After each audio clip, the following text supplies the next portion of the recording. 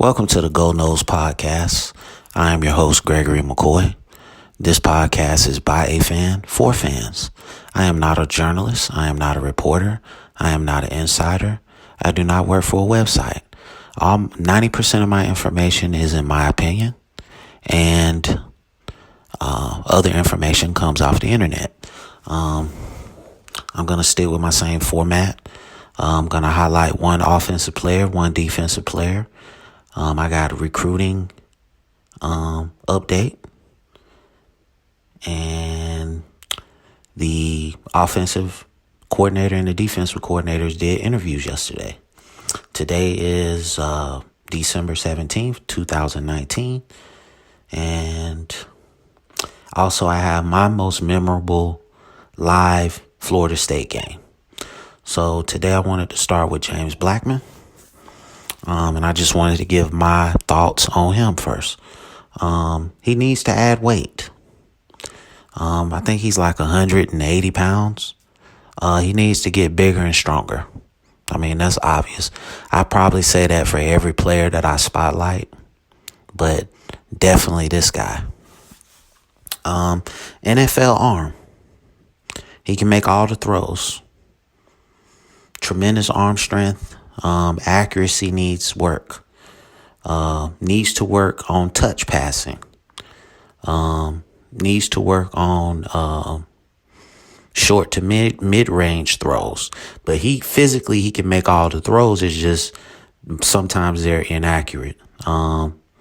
Processes information too slow. You guys are fans. I'm a fan. You see that this guy holds onto the ball and pump fakes, and it leads to sacks. He just needs to study more film. He needs to, just process the information faster.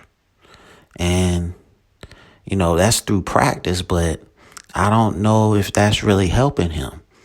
So I don't know if this new guy Dillingham is like a quarterback's guru or something, but that's one area of James Blackman's game that he needs to improve on.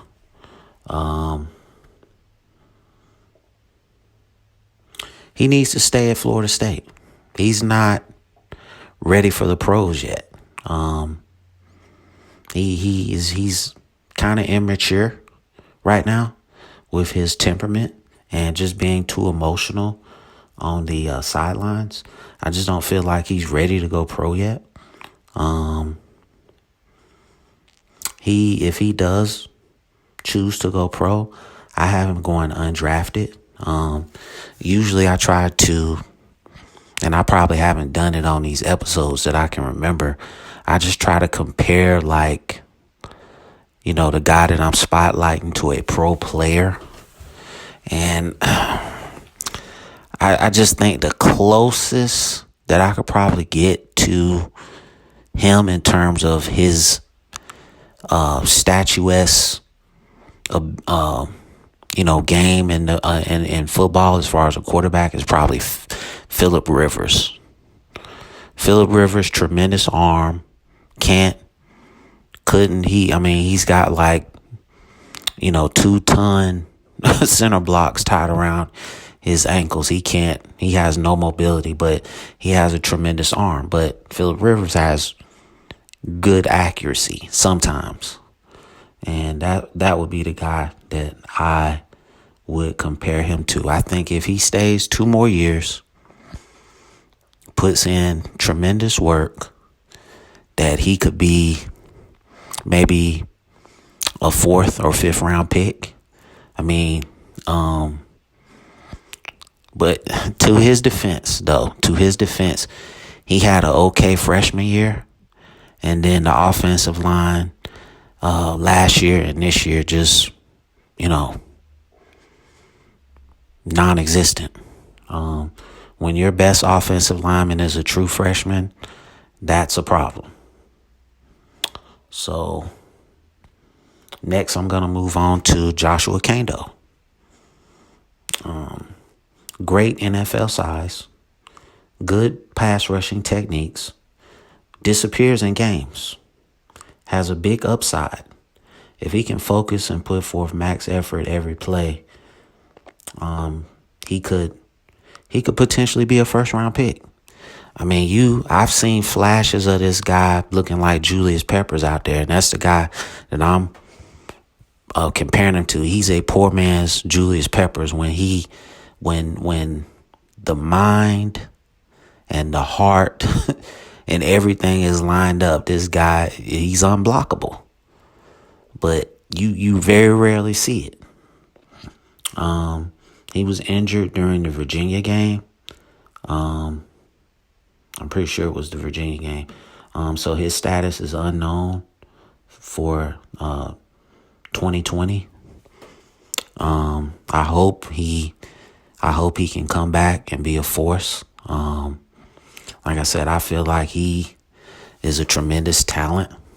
They had him at outside linebacker, and he was actually playing pretty well, but that's not his position. He's a 4-3 defensive end, and if I believe that's the scheme that the defensive coordinator Fuller is going to run, he's going to be multiple.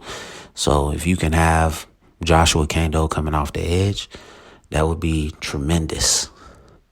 I have this guy. I think if he can put it all together and come back from this injury, he could be a 3rd round pick. You know, like I said, great size. But it's just the motivation. Is the motivation there? That's the question. Because like I said, sometimes he disappears in games. My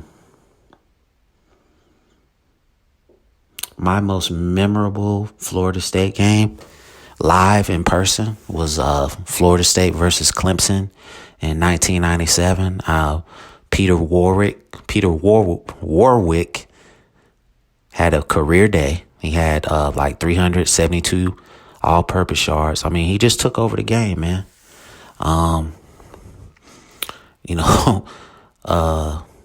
It's crazy because, like, you're at the stadium in Clemson, and every time it was a back and forth game, and it was crazy. The student section, their version of the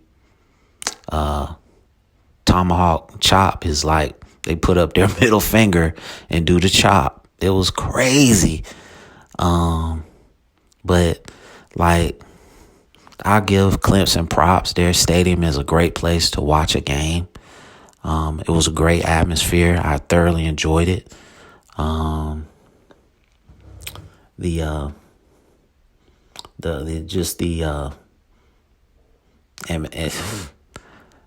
Just the overall atmosphere of the game was great, man. Just, I wish everybody could have seen Peter Warwick play, man. He was just a tremendous talent. So moving on from that, I wanted to touch on recruiting a little bit. Like I've said in previous episodes, I don't feel like this program is in a place where they can turn away offensive line commits and QB commits. I watched the offensive coordinator and defensive coordinator interviews yesterday, and Dillingham said that the offense was adjustable to any type of quarterback. So my thinking is, why no Jeff Sims? I know I've been on Jeff Sims for the last 4 or 5 episodes. I just felt like, you just come in and let the guy compete, man. And if it doesn't work out, it doesn't work out. I mean, maybe my thinking is maybe they wanted to use that scholarship on somebody else. I guess that was the thinking.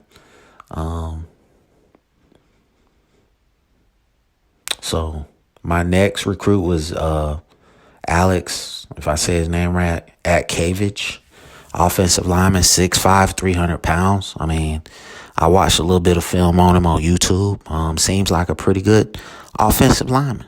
I wish somebody would have asked, Dillingham, why did you turn that guy away? Nobody asked that.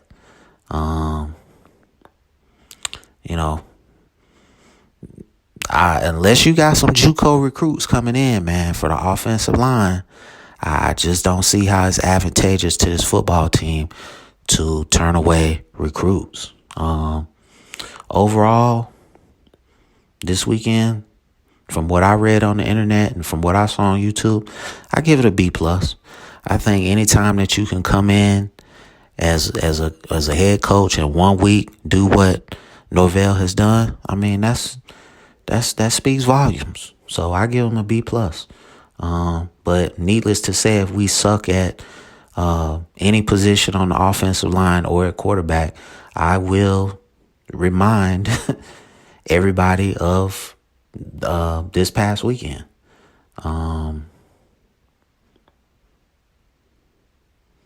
I can't wait till Wednesday to see who else signs. Just from the information that I read and the videos that I seen, the recruits seem very positive after this weekend. Hopefully this can carry over to signing day. You had a couple of guys that have left the program to focus on their NFL careers.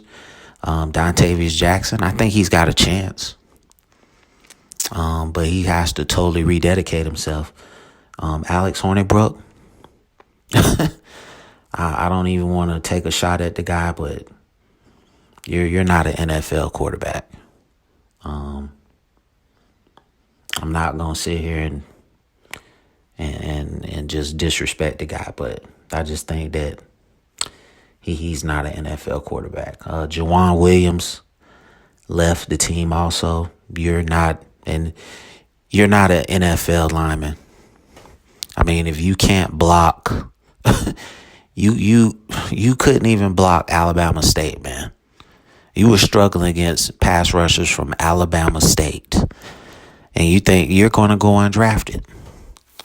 Now, I hope you make it. I hope you prove me wrong. I hope I, eat my own words, but I watched every game this year that you played in, and I was not impressed in any game. So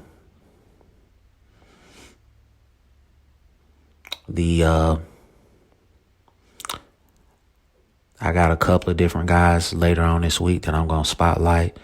Levante Taylor, Janoris Robinson, Dante Lucas. Just giving you guys a little preview for later episodes. Also, I wanted to campaign for Terrell Buckley, as I have in other episodes, to get the defensive backs job. I think this would be a no-brainer. He's a tremendous DB's coach. If not the best in the nation, one of the best. So I would hope that if somebody's listening to this that has any connection to Mike Norvell, please advise him that Terrell Buckley would be a tremendous get for this program. We need pass rushers. We need linebackers. We need running backs. I think every position is a point of interest for this head coach and the coaching staff.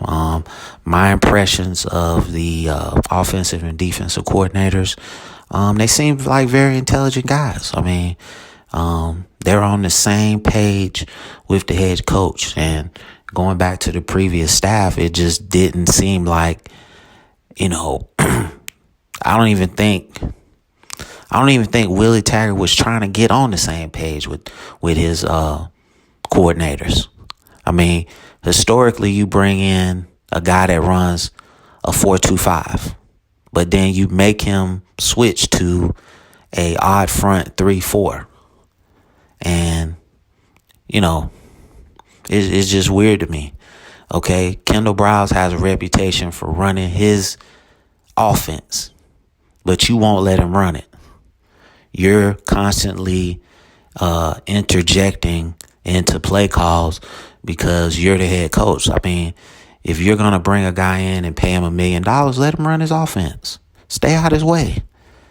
So, I don't want to harp on Willie Taggart anymore, but, it's just glad to see that from the head coach to coordinators, they're all on the same page. So I think that continuity can only be infectious when it's coaching in games.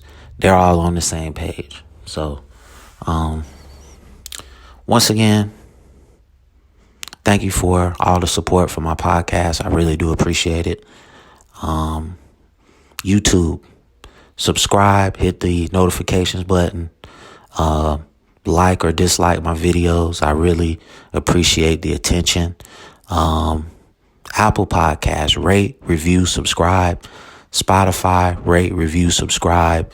And Google, rate, review, subscribe. Thank you for listening, and go Noles.